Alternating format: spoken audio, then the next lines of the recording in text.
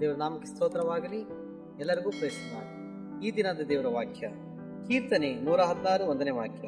ಯೆಹೋವನನ್ನು ಪ್ರೀತಿಸುತ್ತೇನೆ, ಆತನು ನನ್ನ ಮೊರೆಯನ್ನು ಕೇಳುವನು.